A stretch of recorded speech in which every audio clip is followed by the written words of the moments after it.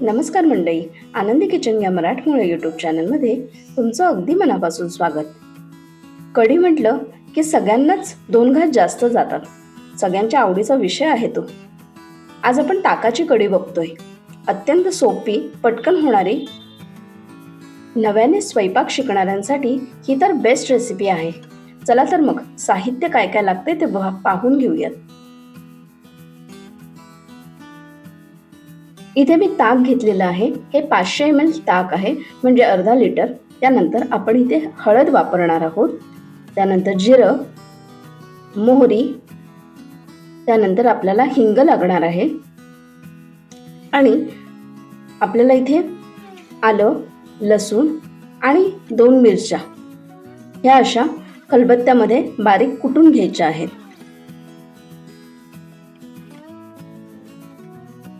इथे आपण चणा पिठाचा वापर करणार आहोत आणि मीठ. सर्वप्रथम आपण ताकामध्ये 2 ते 2.5 चमचे म्हणजे छोटे चमचे मीठ घालून घेणार आहोत. त्यानंतर आपण यात अगोदर अर्धा चमचा मीठ घालतोय, 1 पाव चमचा हळद आणि हे सगळं मिश्रण आपण ढवळून घ्यायचे, एकजीव करून घ्यायचे. ताकामध्ये पिठाच्या गुठळ्या अजिबात राहता कामा नये. रवीने छान हे ताक घुसळून घ्यायचे. आता फोडणीसाठी आपल्याला एका कढईमध्ये तेल घालून घ्यायचे. 1-1.5 चमचा तेल इनफ आहे. त्यानंतर तेल छान तापलं की त्यात आपल्याला मोहरी घालायची. मोहरी छान तडतडली की आपल्याला यात जिरं घालायचे. जिरं घातल्यानंतर आपल्याला कढीपत्ता चुरून घालायचा आहे, म्हणजे कढीपत्त्याचा स्वाद छानपैकी त्यात उतरतो. त्यानंतर आपण इथे हिंग घालतोय. हिंगाचा वास कढीला फार सुंदर येतो. आणि आपण आलं, लसूण आणि मिरची जी कुटून घेतलेली ती आपण घालतोय. यात आपण थोडीशी कोथिंबीर देखील घालतोय फोडणीमध्ये. या सगळ्याचा स्मेल खूप छान येतो कढीला. हे छान परतून झालं की आपल्याला ताक घालायचे. ताकाला फोडणी दिली की आपल्याला गॅसची आच मध्यम ठेवायची आहे.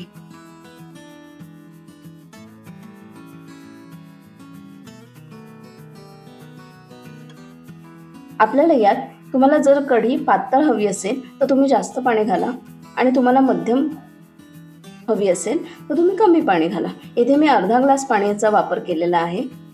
तुम्ही पाहू शकता. या कढीमध्ये मी अर्धा चमचा साखर घालते. गोड आंबट अशी चव खूप छान लागते.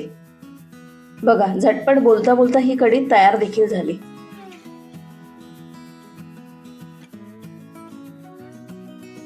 ताक फोडणीला घातल्यानंतर आपल्याला याला 2-3 छान कडकडून उकळी येऊन द्यायची, मध्यम आचेवरच.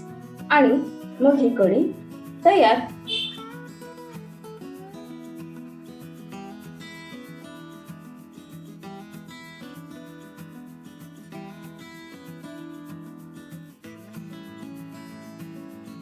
तर मग कशी वाटली ताकाची कढी?